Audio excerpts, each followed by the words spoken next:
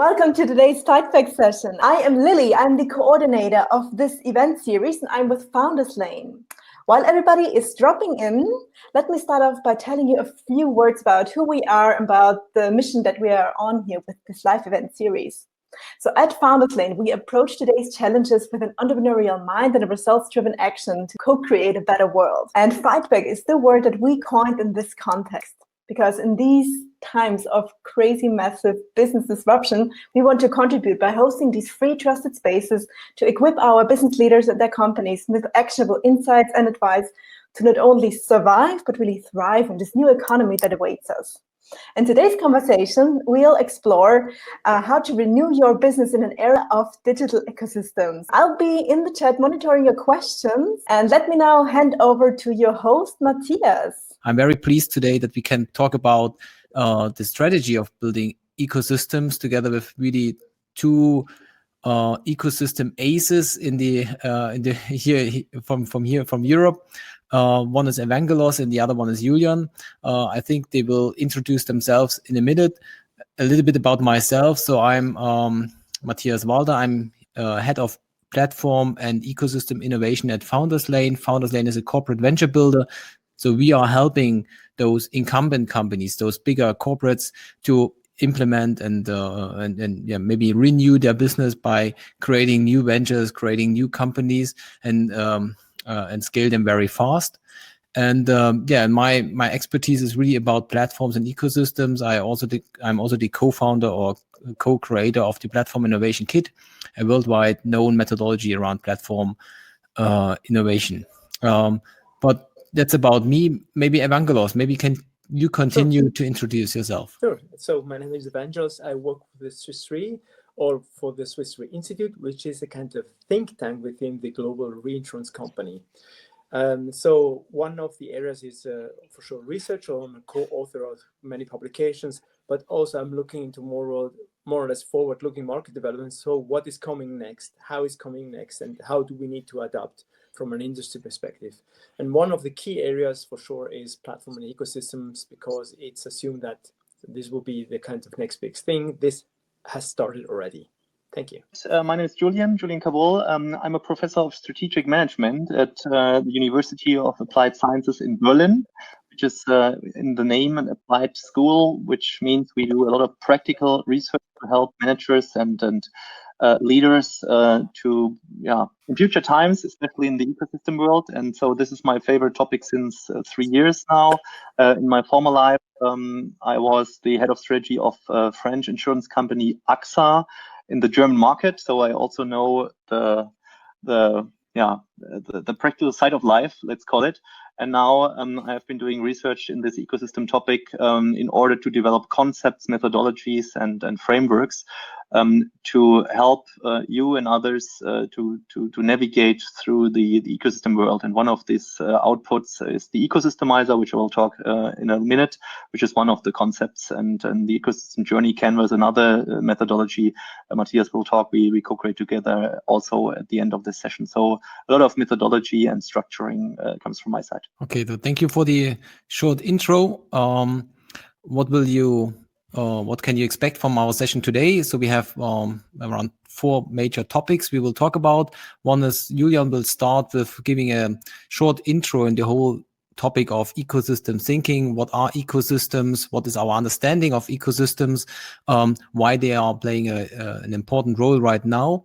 And then in the second part, Evangelos will take over, and he will take the current situation of Corona and COVID-19 and talk about what is the impact of this Corona crisis to our healthcare ecosystem. And this will help you also to better understand from what the theoretically understanding of ecosystem will practically mean for our healthcare system. So it's kind of the practical side of thinking.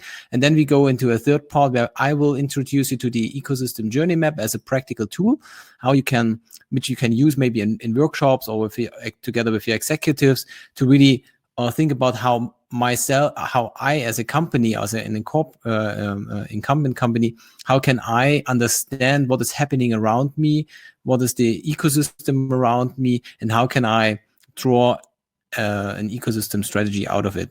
And then in the fourth part, we will give you some time to ask questions, and we will answer them, or we will try to answer them.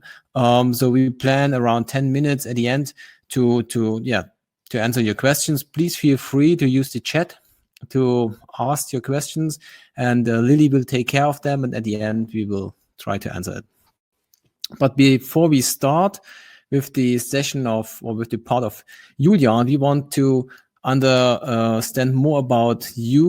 What is your understanding of business ecosystem? And I will start a poll here, and please give us your feedback. So what is your understanding of a business ecosystem? This is very traditional, where you think, hey, my understanding is that it's all the suppliers in my value chain. So we as a company, we are producing products, services.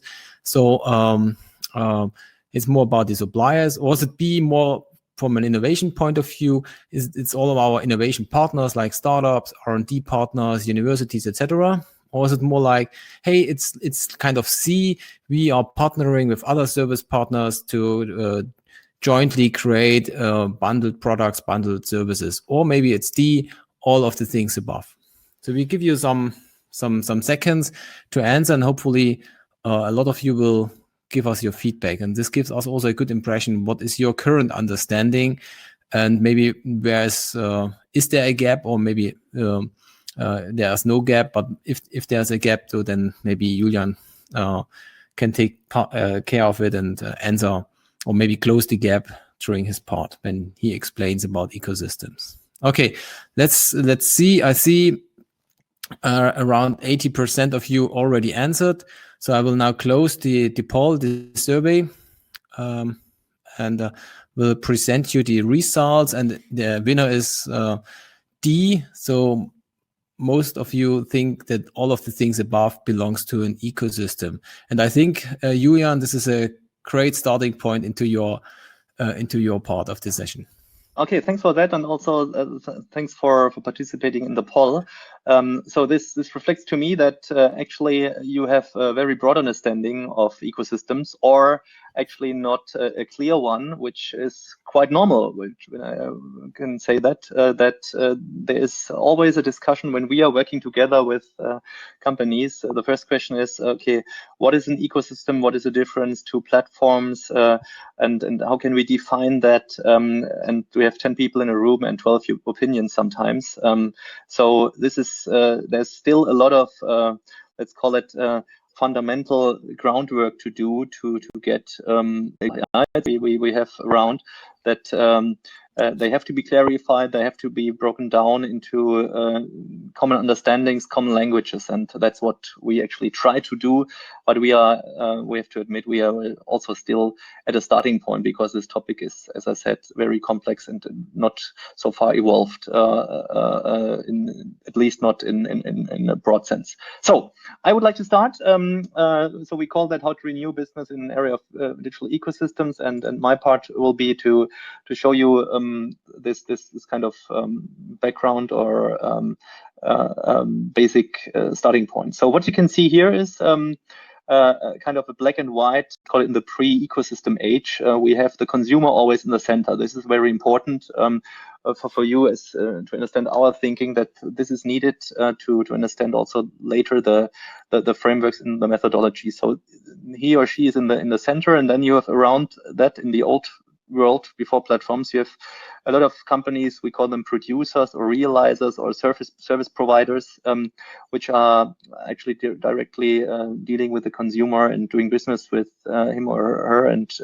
actually providing solution services and products. And then you have the enabler in the next level, and these enablers, they help and support the producers to do their business. That could be logistic companies, software companies, or others, or just suppliers, component suppliers. And then you have around different life areas, we call that. This is kind of how do we define this structure? Because we say that you don't have to think in this world of today in different segments, but more in consumption or life areas. So this was the world before platforms, and now I switch over to the middle part, world with platforms, and there you have these yellow marked companies called orchestrators, which actually manage the customer relationship and are matchmaking the needs of the customer to the producers or to the enablers, or to both of them.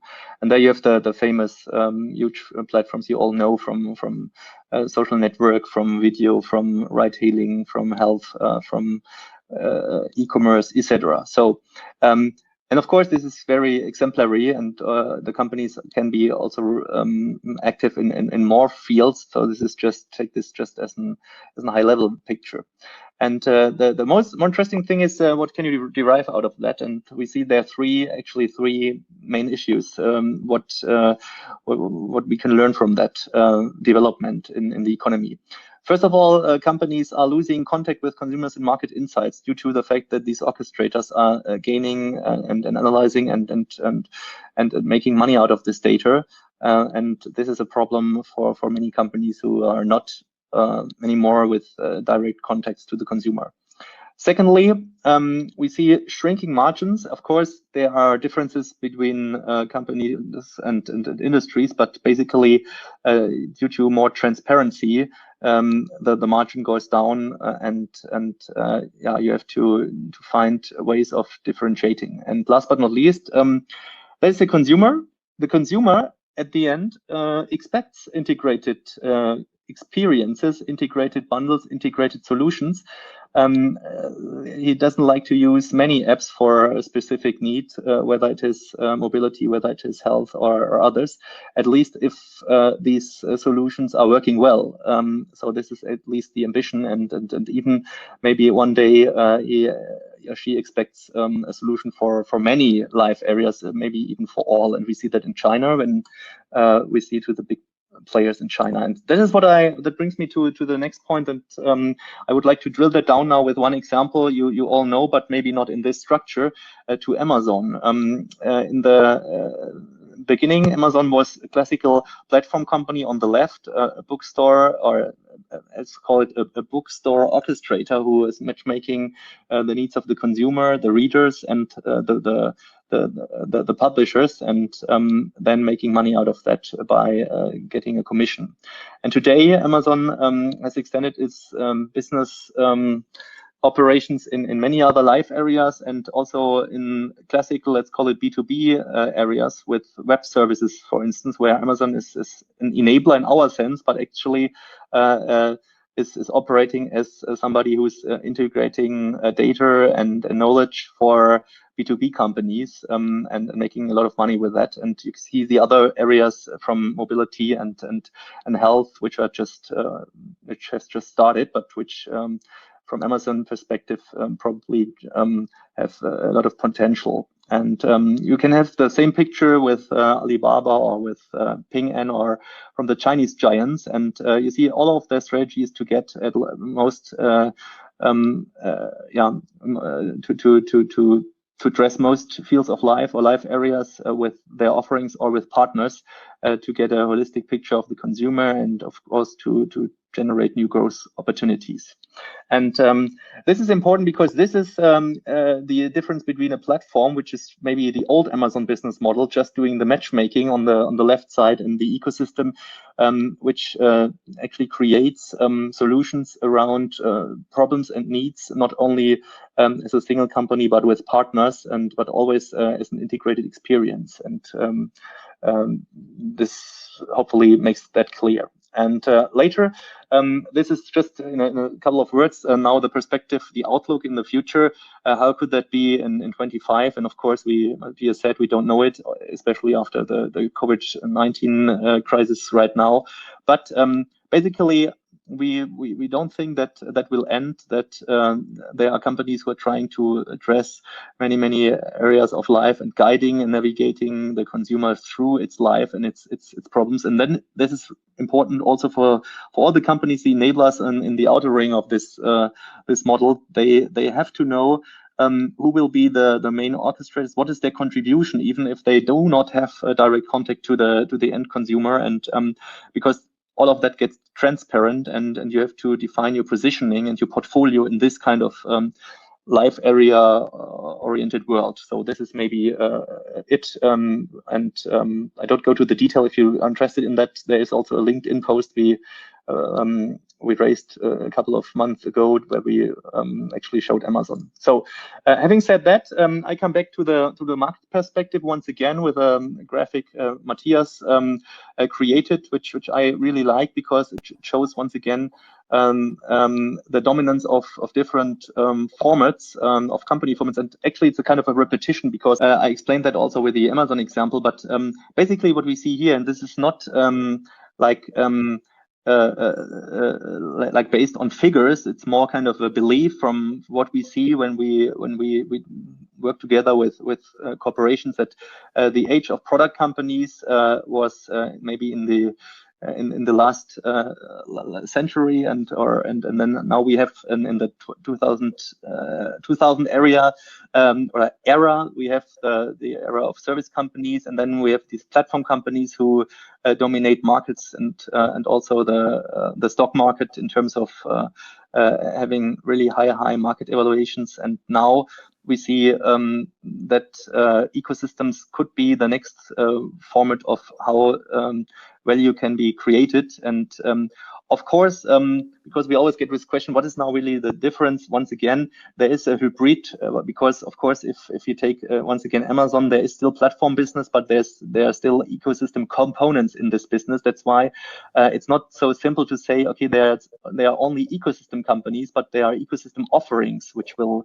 dominate markets. Maybe this is very important, and that comes to this definition which we have here on the right side, that we think an ecosystem is always something where many companies are connected on delivering an integrated experience or service or offering for the needs of the customers. That means we don't have the classical linear or hierarchical value chain where you have just one supplier and one company who's using the suppliers and offering to customers, but you have many of them, and they create, especially driven to digitization, value offerings together, which contain data, which contain services and products. And so you have this kind of new bundling in let's call it like this. And so this is maybe once again a more theoretical perspective picture of the world. And so this comes me to the colleagues of McKinsey, who try to figure out, okay, if that is the case, how much will that be in numbers, in figures, in terms of what does it mean for markets? And McKinsey did an analysis with World Trade Organization data. Of course, it's a scenario analysis, so we don't know if it's true, and especially now during crisis times, we don't know whether that will happen like this. But they actually think that in 2025 we will have 30% of all businesses, all revenues which are made around this planet will be done by ecosystem offerings, let's call it like this. And of course, it's very difficult to measure that, and it's more a belief, and even if you try to estimate that as they did it, but we also think it's that will very much increase in the next years.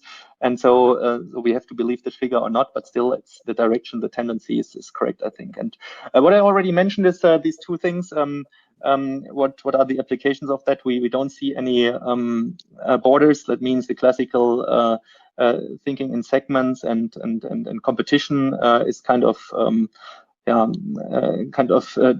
disruptive, and as well the separation of B2B and B2C. This is what I mentioned. If you as a supplier get addressed to customer data or get access to customer data, you are even at the back of this enabler setting, which we saw. But at the same time, you can exchange data with the realizers and orchestrators, and that's why you don't have this kind of segregation, which we still have in future times. And I will conclude with one slide. Sorry, I was too fast. To show that this is not just a tech game and not just a thing for for these huge giants, which you all know from conferences and presentations or from your own research. This is an example of a Russian bank, which is the biggest Russian bank, the Sberbank. And it's very interesting because it's a classical old economy company with very traditional business in the consumer business as well as in the corporate business. And what Sberbank did is to establish an ecosystem you see in almost all life areas with partners to first of all extend its own offering, of course, to make more money with other services, and of course to deepen the customer relationship. Which is always critical in financial services, and Evangelos knows that especially. But so this is kind of the case, and the applications of that, maybe to end with that, is that with this positioning, Sberbank gets a little bit more independent from its core business, and actually can gain even more insights about the consumer. And it's vice versa. You collect data, you get new offerings, you get you extend your ecosystem with other partners, and it's kind of an endless game at its best if you can manage it. So, and no, only to make one deep dive, for instance, in health. One would ask yourself, okay, why is a bank doing health? But actually, Sberbank is cooperating with the biggest health app in Russia, and so connecting its customers to them, which is very interesting also now in this COVID-19 times. And I think this is a good transfer to Evangelos, because he's doing a deep dive into this health area and talking about how could be ecosystems in COVID-19 times. So maybe you can just thanks continue. for the handover, Julien. So actually, I tried to do something like trying to put in the shoes from a customer perspective. There's a poll, sorry. So here we go. So my topic will be Evangelos, problem from a consumer's perspective, and then perhaps at the very end to think about an enterprise or a corporation, whether to start thinking, okay, what can we solve it in? What are the pieces we can really provide value on top of that? So the current crisis actually puts a lot of uncertainties, especially for the consumers. And this will more or less create a huge demand in especially data and consumer-driven health ecosystems. So the current crisis shows a very great example how to serve the consumers in a much better way. And I will provide you a lot of examples here. And then you think, okay, why are these pieces being separated? Actually, they're not glued into one single kind of app. So, and the anxiety of the population is just because of the death rates. So death rates are just increasing, and people get anxious because they think they might be impacted, or perhaps how to get some kind of health when I want to avoid being part of this kind of population here, which is deeply affected by number of deaths. So it looks like China has this now more or less under control, Korea as well, but other companies like the European ones are still suffering, and this might take perhaps longer than we thought. So from the healthcare system environment, it's more or less how to slow down the epidemic or the pandemic. However, from the consumer side, it's about how to get access to the relevant information and care and healthcare in order I can avoid actually getting in this kind of risk category. So there's a huge difference between where I'm looking at it from a consumer perspective, saying, by the way, how can I protect myself and how can I live with the current situation? Or how the health organization and especially healthcare system tries to cope with the problem, saying, by the way, how can we avoid that we kind of collapse? And that's a kind of two different things. And now I will not focus on the healthcare system, I will focus on the consumer side. And one of the key areas, how this can be more or less, slowed down a little bit, is actually not only to empower the consumers, but also to let them know that they should get they should control the level of freedom. This means that the level of freedom will be massively impacted. And one of the key measures here is for sure social distancing, which has a huge impact on that. So there are two aspects actually to think about. One is the health side. How can I stay healthy? How can I prevent of not being affected? There's the other side where can I behave? So where can I move from A to B to C in order not to be at risk? So health and freedom is actually interconnecting to each other. And perhaps if I try to summarize it very, very shortly, it's the medical side, which is depicted here on the left-hand side, which is about what are the medical measures, medical action I need to consider. And on the right-hand side, where can I feel safe? So it's the medical side and the safety side, especially from a mobility perspective, that needs to be now a kind of glued together. And there are some other aspects that play exactly in this game. So I start with the top of that. It's about the COVID information. So how and where do I get access to the recent developments, especially also that is impacting my local area? So it's not about understanding what's happening in the global side on a European level or a US level. It's more or less what is happening around me and where do I get access to this kind of information. The next thing on the left-hand side is prevention. So how can I prevent not being affected here? Or if I assume that I might get affected, how can I get the easiest diagnostics the best possible? Most in a very, very convenient way. Perhaps I need to think about how and where do I get immediate medical treatment or medical support if I feel insecure? Or what's about my safety environment? So where can I move around in order to feel safe and where it's not going to be a good idea to stay there?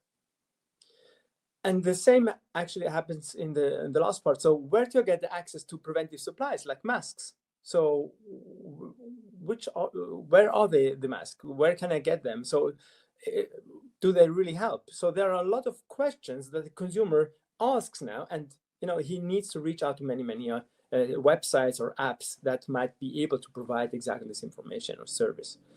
There are some other areas that are important. Is like where and how do I connect to my family and friends? So my father, my mother, they're in Greece. I don't know exactly what is happening there. I call them every kind of week, but I don't know whether they might be affected and impacted massively. So that I don't have this under control, and that's a kind of concern from my side. The same actually with the employers. So you might get a lot of information from the employee side, but again, how do I get access to the recent information in order I don't need to plug into many different sites? And perhaps there's another aspect, especially also in the US, where if the unemployment rate is increasing, what is happening on the protection side? What is happening on the insurance side? Who's going to pay the bills if I need to get access to healthcare?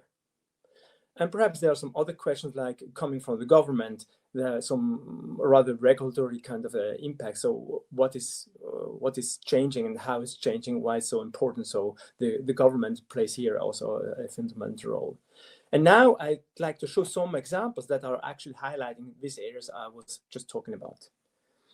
So we all Google, and Google actually just released a couple of days after this pandemic has actually increased, has developed actually an own side of window where they try to provide all relevant information. I don't know to which extent they localize that, but at least they aggregate the information. The way it looks like, it's like, they provide you a lot of additional information and sources and support in order you can cope with this kind of information demand I was showing before. Another company, this is a telemedicine company in the US as well. So they say, by the way, why don't we create an information site, a website where we have all this information collected together, where people actually can not only get access to information, but also access to services. And one of these kind of services is everything around masks. So do I really need that? Do they really protect me? What they don't do, as far as I know, you cannot buy them through the site, which is a kind of a problem. That will be an opportunity for a platform, actually. But what they provide is this kind of tests. So take a kind of free telemedicine assessment test or symptom checking or something like that. So they try to integrate on their single website value-adding services that at least they show that they really care of the situation of the consumers.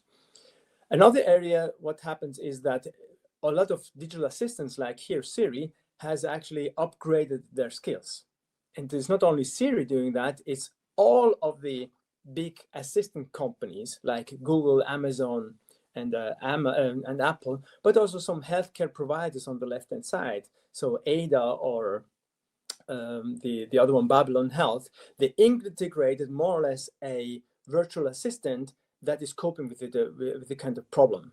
And the ones who are making this very clever, they sell this as a value-adding service, as an API service to other corporations and companies.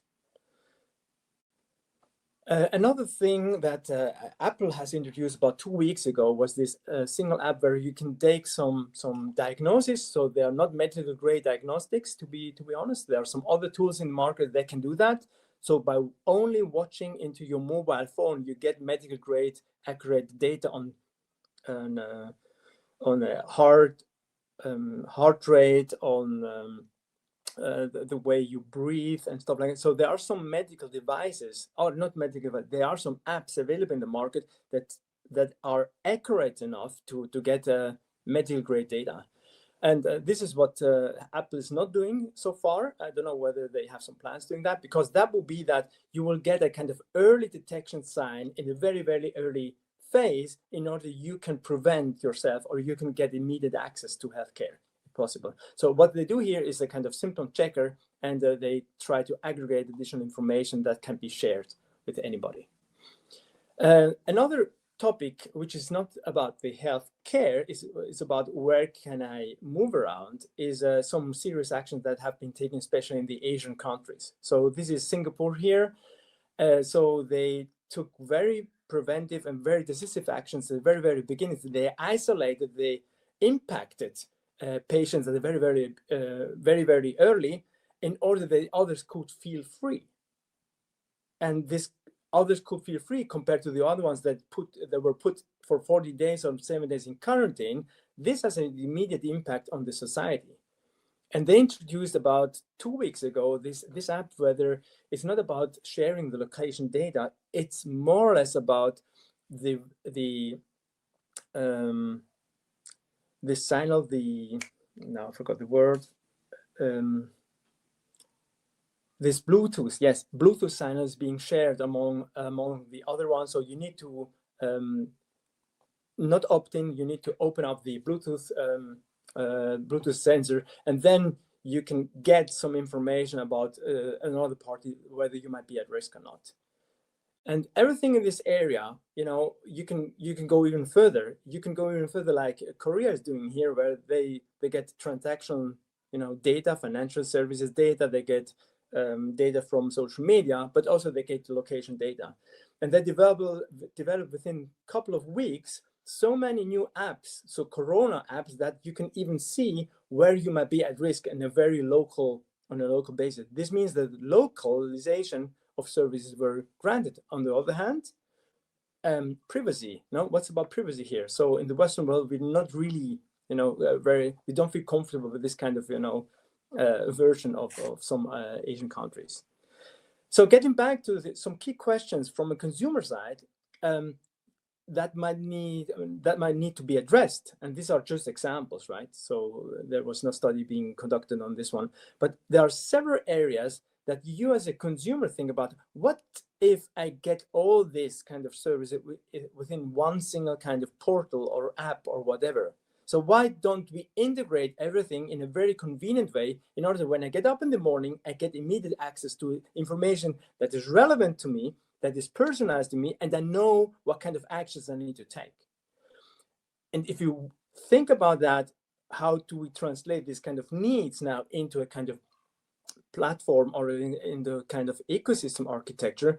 Then we just need to apply this single needs areas into one single area. So how to connect and interconnect that.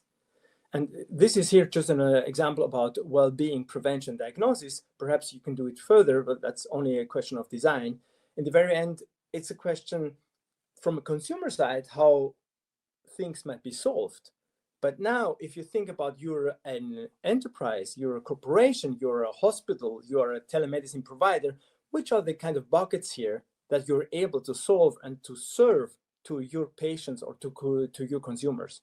So this could be a government, this could be a medical company, this could be an insurance company, but also this could be a hospital chain or whatever.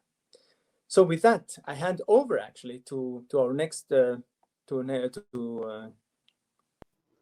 Matthias. Here we go, to Matthias, where he tries to translate this into, okay, how do we design this from a framework perspective? Thank you. Oh, thank you too. Can you hear me? Yes. Okay, good. Yeah, this leads us to the third part of our webinar today, where I will try to introduce to you a new tool.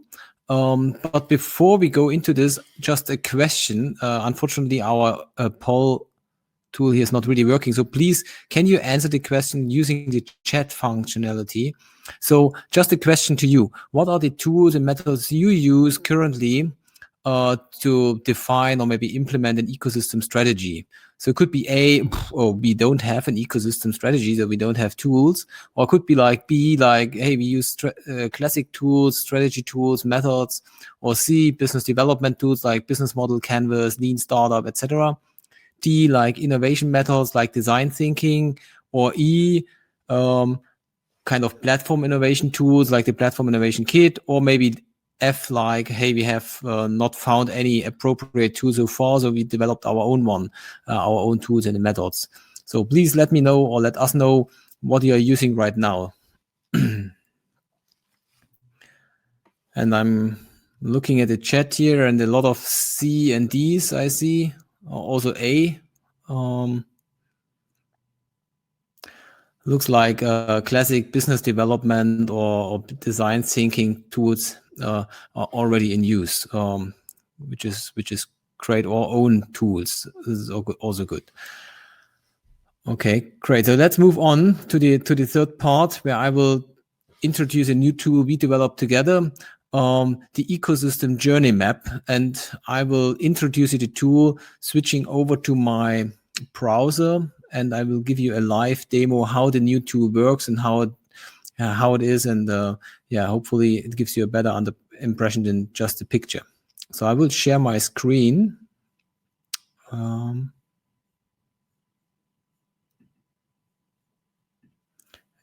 So here we go. I hope you can see my screen right now. We use an online tool which is called createla.com to also to do remote workshops and do a live filling and application of our tools. And the tool I want to introduce you is the ecosystem journey map. And as you learned from Julien and also from Evangelos, is we think an ecosystem is kind of an integration of multiple services under one umbrella. And this is exactly what you do here with the ecosystem journey canvas. And the difference compared to a classic customer journey map is a customer journey map is really for one specific job. So for example, a customer wants to purchase one single product, and then you think about, okay, what are the touch points of this buyer with the potential product or with the product when it's in use. And here, Matthias, people can't see it, so it's blurring. I don't know why, but people cannot see. Now it's clear. Perfect. Okay, good. Strange. Thank you for the hint. So the difference to an ecosystem journey is that we think an ecosystem is much broader than just a single journey, but it's a combination of both. So in the journey aspect, yes, you have to put yourself into the shoes of the consumer and what are the different areas belonging to his broader journey, but also the ecosystem perspective, where I think it's multiple services under one umbrella. So we combined both thinkings into one tool. And it starts when you put yourself, the customer into the middle. So what is the customer segment you want to look at? And in our case here, we talk about business traveling. So maybe when the Corona crisis is over and we start going back a little bit to course be no travel anymore in the future, so there will be travel. So let's put ourselves into the shoes of a business traveler and think about what are the core activities belonging to a business trip. And of course, there could be like, I have to plan, I have to travel, but of course I have to work because it's a business trip, or I have to go to a conference, so it's also an education part. I have to park, I have to sleep, I also want to meet other people, maybe my colleagues, maybe some customers, some suppliers, whatever, and I want to socialize. But there are also some complementary areas, because the business trip is not just only about work, maybe it's also about health. So when I go for a 3-day trip to Cologne or somewhere else, to Berlin, I also want to stay fit. So maybe I want to do some sport. Maybe I want to also go shopping, maybe purchase some nice things for my wife, bring it home, or for my kids. And also maybe I want to do some little bit of entertainment. Those are just complementary areas. They are not the core activities like we see here at the top, but they are belonging to a business trip. So at the first step is you define the ecosystem by defining the core activities which are belonging to this ecosystem. In the second step, and then it becomes first an ego perspective, means you put yourself, you think about what are the emerging needs. So when you look into the future, you want to understand, okay, how will this ecosystem of business traveling evolve? What comes next? So you will think about what are emerging needs. So maybe based on some research studies, maybe based on some surveys or whatever, you analyze what will happen in the future, what comes next in the next 3 to 5 years, and you put it around the business traveler in the belonging to those different areas or activities. So what is really an emerging need? And then you start mapping out on the canvas your own perspective. So now in this case, we put ourselves into the shoes of Mercedes and think about, hey, with my current portfolio, with my current offerings, with my current services I have, how do I fit into this ecosystem? Of course, there are some kind of enabling things like I'm building cars, but I also have some platforms already in place like Movil or My Taxi, where I'm an investor. I founded them. So you can really get a good understanding. When I look at this business ecosystem where I'm already well positioned, maybe you can also highlight, hey, this is a service which is not running very well because there are some problems or whatever. So you learned also a lot of things in the last months, last years about your current portfolios. You can everything map out into this tool, and then you can more strategically think, hey, this is not just about me. It's not an ecosystem. This is really an ecosystem. And an ecosystem, you also have to map out the different other players in the map. And for example, we did it here in the case with Uber. So you can also highlight how is Uber positioned already in this ecosystem. And then maybe you can start thinking, hey, if they are well positioned in one area, maybe it's not a good idea for myself to create another venture, another platform in the same area. Maybe I can also partner. There's also an option in an ecosystem. So you think about, hey, I have strong assets. I have strong positions in the ecosystem. They have strong positionings. How maybe we collaborate and we can join our forces to create a better experience for the business traveler if we jointly creating a combined offering. So this tool helps you not only understand your position, but also the positioning of other players, and then think about strategic options you have, how to further expand your position in this emerging ecosystem. So it's really an helpful tool. And what we see when we put this into action in some workshops with customers is that it really further creates an align or a common understanding about the ecosystem in the current situation, but also it aligns the thinking of those executives. Hey, what is really the future? Where are some white spaces we should invest in, and we should maybe build some new ventures, or we should partner with some other companies, maybe with startups or whatever. So it gives them a better understanding how a portfolio should look like, and based on you put the customer into the middle, and you have 100% customer-oriented thinking and understanding. So this is really a helpful tool to drive all the thinking. And the good part about the tool is, and now I will switch back to the presentation. The good thing about the tool is it's you can download it for free under.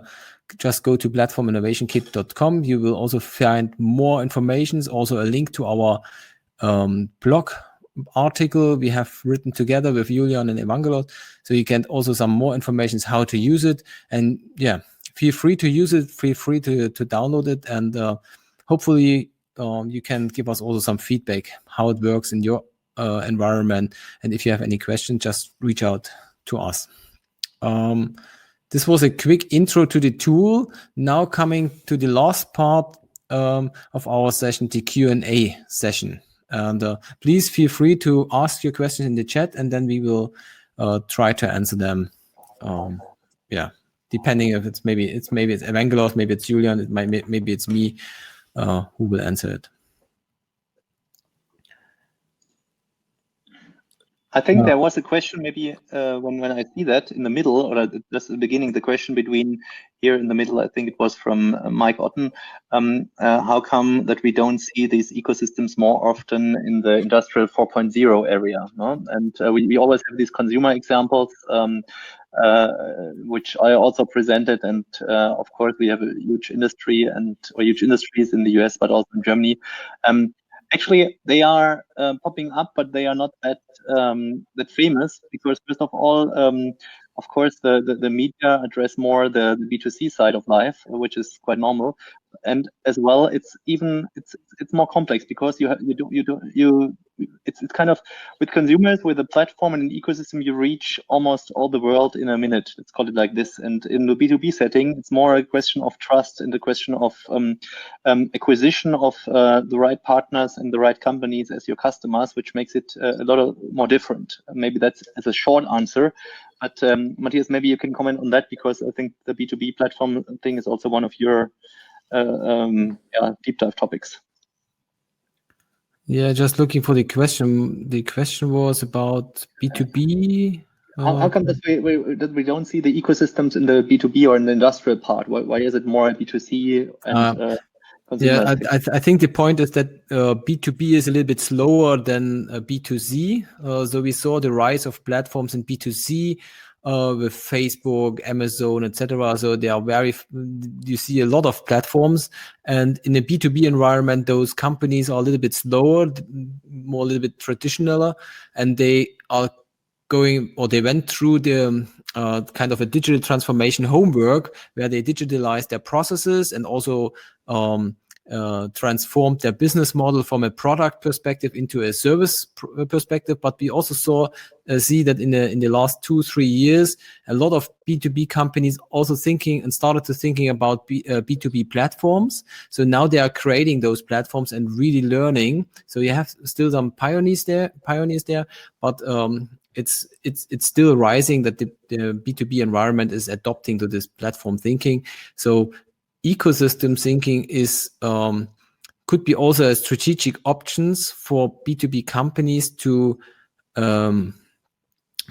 speed up this whole thing. So instead of just building my own platforms, maybe it's more important to join forces with other ones to create a joint platform, a joint ecosystem offering to the things. But perhaps just to add on that, I think there are 2 or 3 areas where we will see a lot of new platforms, especially platforms in this field. One is the supply chain, and agriculture is the second one. The third one will be the energy section. So I'm sure that there are a number of companies trying to exactly do this because of productivity reasons. And I'm sure that this kind of platform will just emerge over the next 2 or 3 years. I think this is just given. It's more complex because you need to align the standards around all these industry players, which is more difficult to do, but it's coming. And I will see much more productivity gains in this area. We also had a question regarding privacy, data privacy, I think. So when you work together, when you collaborate and maybe offer joint services, how is about data privacy? Maybe Evangelos, can you, especially from an insurance company, there's also a lot of data privacy I think requirements. it's a huge topic. It's not an easy one, but think about Facebook collects already so many data, and so it's not really about privacy at all compared to Apple that they say to something else. But what I want to say is that how can you provide value when on the other side what you get for this in return? And sometimes we all use Google because the value we get is more or less that if you look for something on Google's site, we get immediate kind of feedback what we're looking for. So when you have the Apple Watch and you fell down, the emergency kind of there will be an emergency call immediately being triggered. So is this now a good thing or a bad thing? I think for the people that are impacted, it's a good thing because you can help them immediately. On the other hand, is now who should also know about this? And I think this will be the next phase of platform and ecosystem where we need to carefully think about how we can exchange and govern data and privacy in a manner that it actually fulfills the needs and it does not collapse, but does not impact the privacy in a way that it's going to be a disaster later on. And I think that will be for the next couple of years a huge topic. We were just discussing this issue about 2 months ago with the World Economic Forum, where it was really about the regulation on data and privacy. And in some areas, like in China, it's a different environment compared to Europe and compared to the US. So it's not something that can be solved on a global level. It will be solved on a very local level with some decisive and clear regulations. On the other hand, if you don't exchange information and data, the question is how much value do you really create on a platform? So the question is on what kind of detail do you need to exchange what kind of data? Because in the very end, if you aggregate the data in the right way and you put a machine learning and AI on top of it, you can extract much more value to the platform itself. So it's really a balance between privacy and about value creation. And the question is how do we govern that in a way that is appropriate and that is balancing out all the different needs. We have also here a question for Julian. Julian, why is the insurance world so slow in the adoption of ecosystems? Okay, that's a good one, and it's also not a simple one, but I think it's first of all it's the customer centricity. So when we saw and what we all said and what we all believe is the power of ecosystems is to put the customer in the center and to create services, products, and offerings around his or her needs. This is not really a strength of the insurance industry, first of all. So it's very inside out. It's a very broad inside out thinking which you have in this industry, and this addressing consumer needs, they are learning it. Let's call it fairly like this. And that's the first thing. The second thing is that insurance companies basically often think that they are the best in doing all the things by themselves. Which starts with of course creating products, but also with IT and marketing, etc. And so this kind of opening to partners and not to have strict legal walls in terms of contracts for corporations is something which really slows it down when it comes to cooperation. That's maybe just two of the elements, but maybe Evangelos, you can also add on that as a representative of the insurance industry right now. Yeah, I mean, you mentioned a very critical point. One is the ability to think from a consumer perspective. So we as an industry, we are a product-driven, product-driven, industry where we focus on two key touch points. One is the selling and the distribution marketing touch point. The other one is the claims management and perhaps a little bit on service and claims. The other problem is that the level of digitalization is a kind of a huge problem. So now with the COVID crisis, how many insurance companies do have an email address for their customers. Now, if it's only about 10 or 20%, well, that's a kind of problem now, because you need to get, digitally connected in order you can provide not only information, but additional value-adding services on top of that. So the kind of digitalization maturity is what is lacking in addition. And the third part will be where and what will be the future role of touchpoints and of distribution channels. And if this is going towards kind of an ecosystem platform, then it will fundamentally change the current business model of the insurance industry, where they more or less have legacy systems, and they are not actually as adaptable enough to be able to plug into foreign environments. So there's also a kind of IT issue on top of that. And in the very end, it's also a kind of a leadership question. So you really need to change the core in order to get there, and this needs a lot of effort, because doing that with your own business model, that might be very difficult, because you get killed immediately at the beginning. Nobody wants to change. It's very hard to change and transform an organization, and this is why perhaps you might need to build that besides actually the core business. And this is a key decision which needs to be taken. Coming to end, maybe one last question, and one question Mark asked here is about, do we need distributed identity, and is anyone working on that? Maybe I can start to answer this question.